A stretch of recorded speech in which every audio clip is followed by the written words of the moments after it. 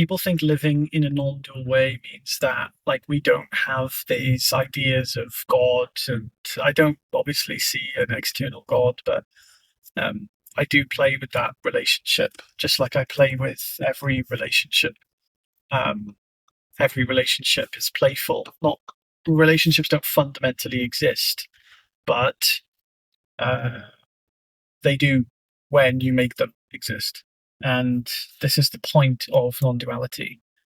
To integrate non-duality into the world is to experience duality to its fullest, to experience your character to its fullest, to enjoy everything that you love, like the the trinkets of your memory, where you love this color over that color, your individual preferences. I think it's the third patriarch of Zen, this kind of body of text where he talks about not having preferences, and preferences, being the difference between heaven and hell. What he's not saying don't have actual preferences. You've got to remember all these texts are translated. Um, what he's saying is do not be attached to not having your preferences, for your happiness to be unconditional. So even if you prefer tea over coffee and someone only has coffee, you have the freedom to still prefer tea and enjoy having the preference of tea, and enjoy that there's something you enjoy more than the other thing, but also to be completely content if someone gives you coffee over tea, you know? So it's about having and maximizing individual preferences, individual likes and dislikes, and really crafting your character. And your character is the thing that we enjoy. We want to have these individual quirks and preferences. And then what is really fun to do is to share those individual characteristics and preferences with others. It's magic. There shouldn't be others, but there are. And there aren't at the same time. It's a beautiful paradox, but for all intents and purposes, treating others as real is a very cool thing to do. I'd like to be treated as real from the point of view of an individual. Could you imagine, like, someone, how do you build relationships with people who don't believe you're there, right? So non-duality is a truly integrative process of integrating duality into your understanding. Being able to live with paradoxes, being comfortable with paradoxes, and not taking anything seriously while taking it very seriously at the same time. The restaurant just closed, so I'm going to go decide where to eat next.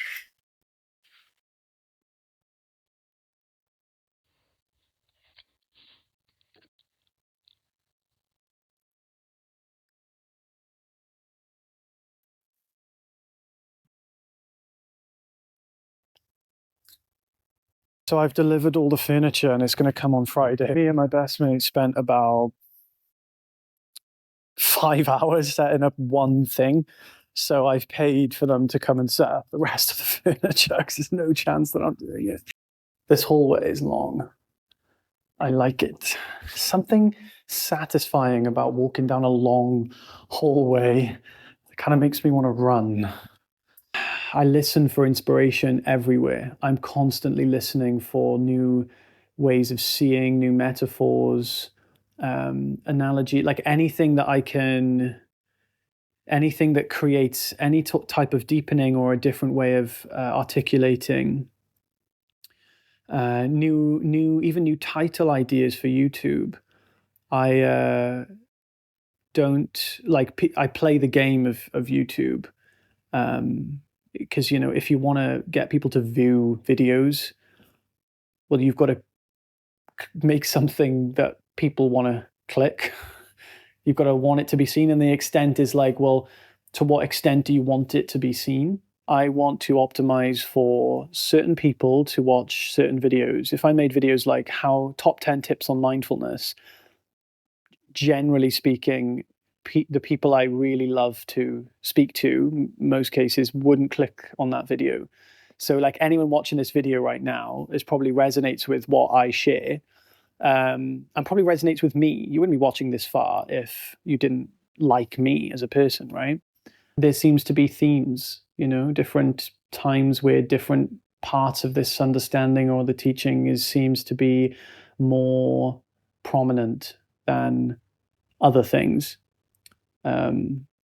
So yeah, and that always shows what are people most receptive to hearing. It's almost like ideas exist, and they're waiting to be received, and they're waiting to be expressed and waiting to be lived.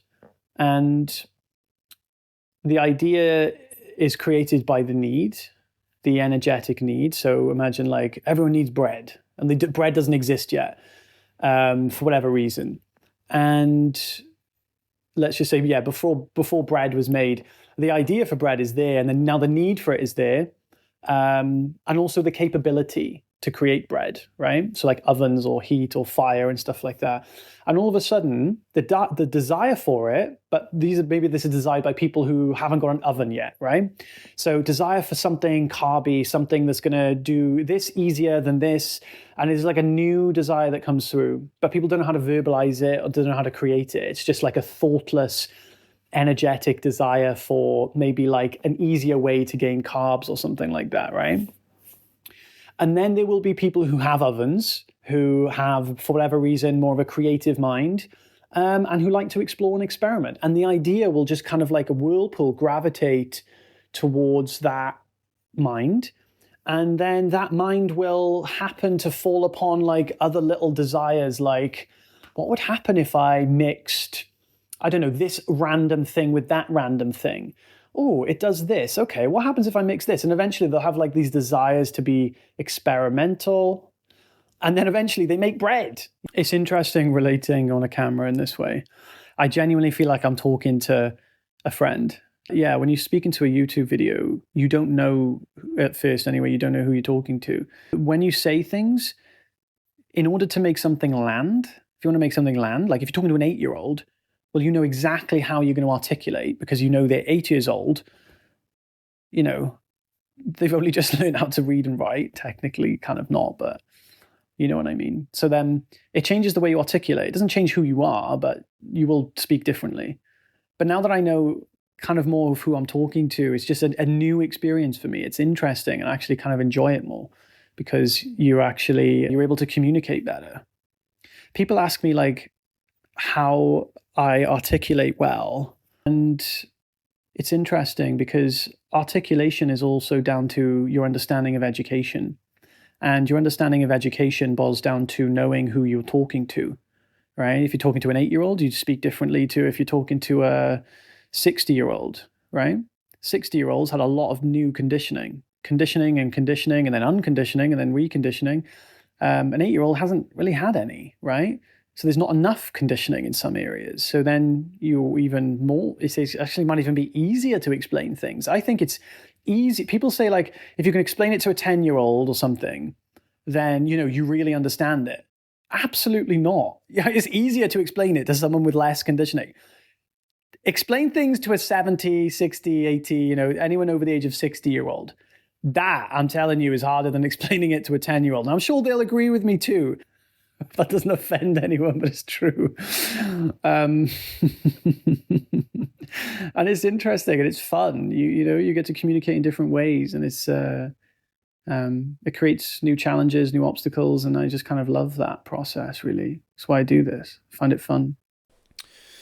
You are blessed today because you're going to have a sneak peek into a song that I've been writing.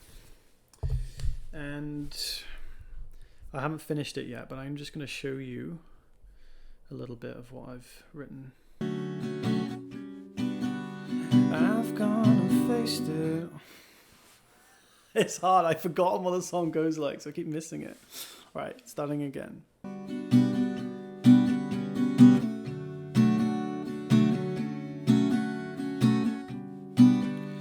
My heart's been against the storm.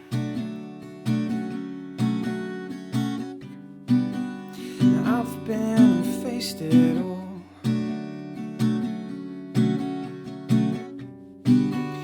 I wouldn't change a thing.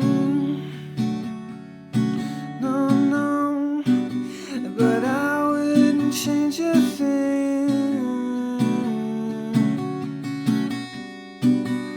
I've seen the back of love. I've lost my soul all over and over and over and over again. I wouldn't change a thing. No, no, no. But I wouldn't change a thing.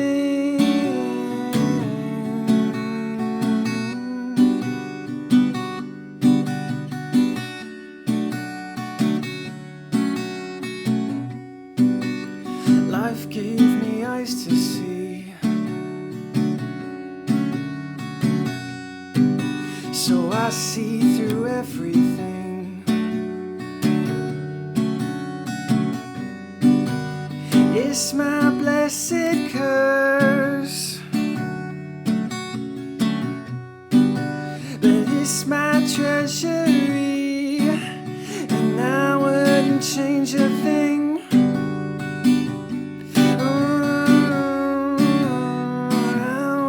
Change a thing. I wouldn't change a thing.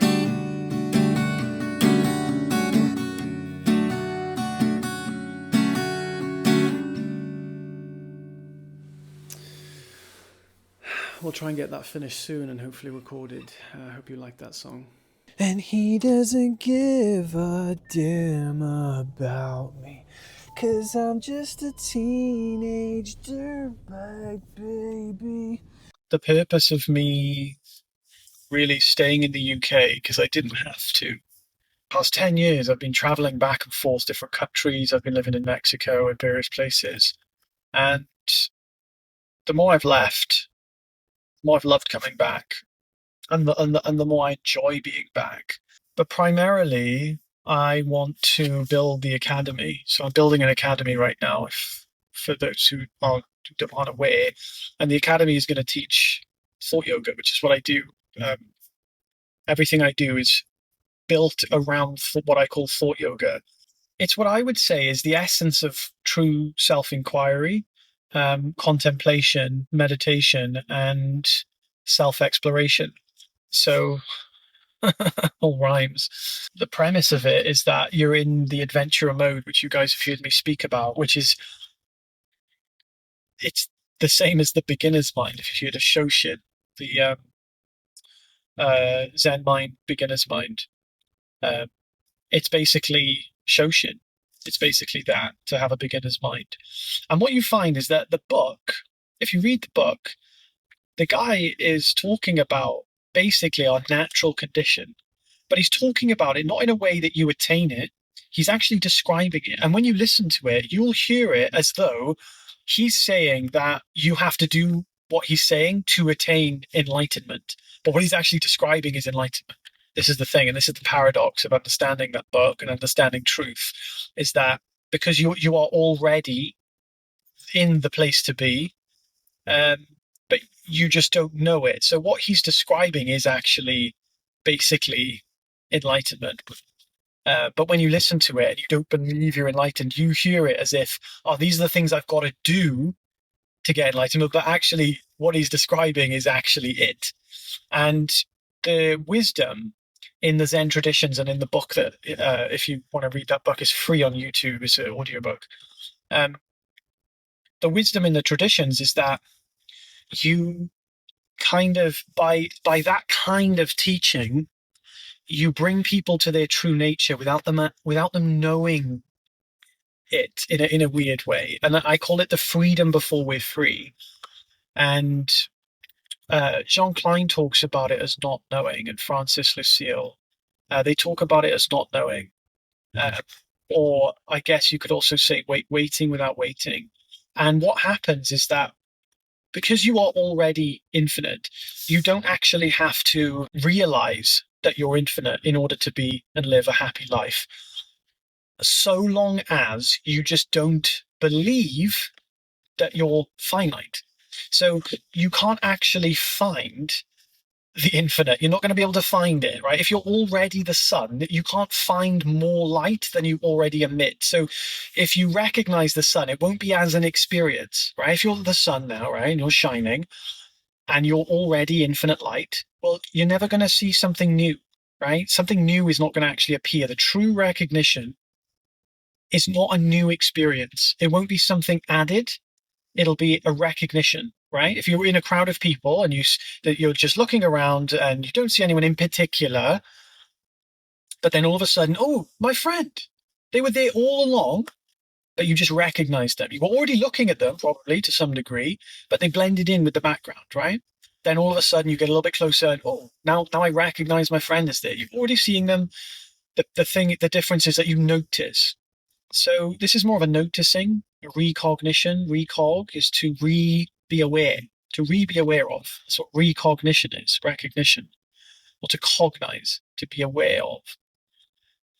So you recognize this in a way, which is funny because we assume we haven't cognized it before. When we believe we're unawakened, we assume that we haven't cognized this before. In other words, I was never aware of this before, which is why we believe we're in ignorance, right?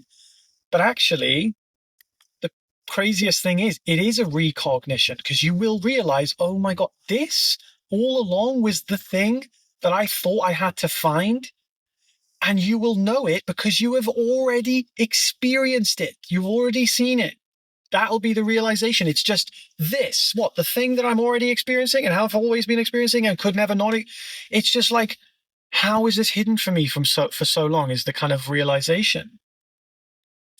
And the realization doesn't actually end there. You deepen that realization over time. And I primarily work with people on a level of deepening. And the deeper you can resolve mental complexities, the better you are at articulating. So thought yoga is the process of exploring truth in this way. To me, thought yoga is just my version of these collections of teachings from even Atmananda Krishnamurti, where he talks about higher reasoning.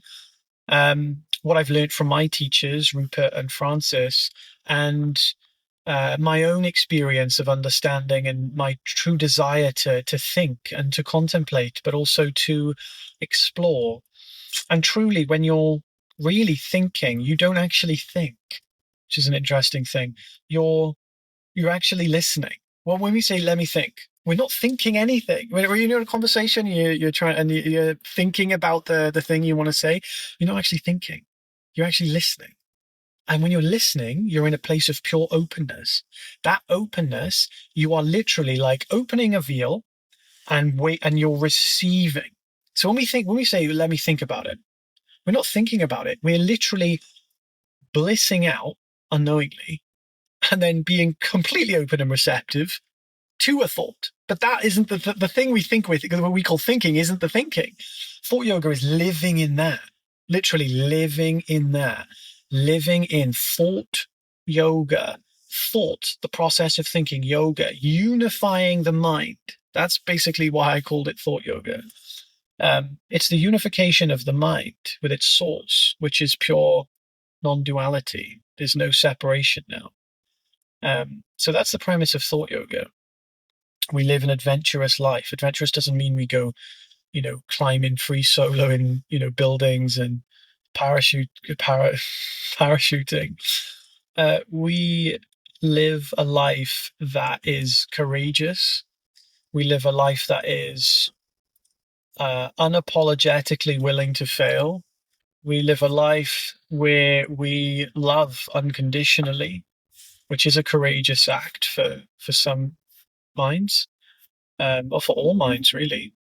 And we do things at the expense of exposing our own imperfections.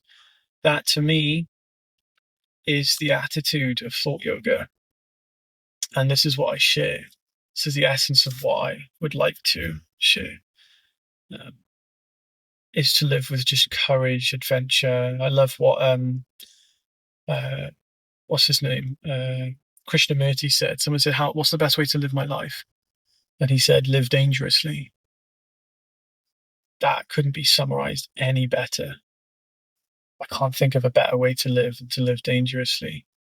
Living dangerously doesn't mean we just like I said, go skydiving, free solo a cliff. It means that we live with full zest. It means that we don't. Dangerous for the separate self is rejection, failure, um, regret. Um, it's things that we try to protect ourselves from. So truly living dangerously means that we do our best at the expense of exposing our own imperfections. Basically, the list that I went through before I mentioned it, that to me is living dangerously, loving unconditionally, being free to say and do what we want without the fear of being exposed as being wrong, the capacity to be wrong about things. When happiness is all you care about, you can't go wrong. And if you are wrong, who gives a crap? Who actually cares? If you're unconditionally happy, well, who cares if you're wrong about something? Who cares about that? People comment on my YouTube videos like as if I'm attempting to state that I think everybody should know what I'm saying. I actually don't care who knows what I'm saying. I care about few people who enjoy sharing these types of thoughts with me, hearing what I'm saying, and whether it's right or wrong actually makes no difference to my life whatsoever. I'm going to risk it for a chocolate biscuit, actually. I'm going to actually risk it for a chocolate biscuit. Yay! I'm going to risk a chocolate biscuit. I'll leave it here. We'll see what happens. I won't be long anyway, will I? So, this is a cool place. It's one of the best Japanese restaurants that I've actually been to.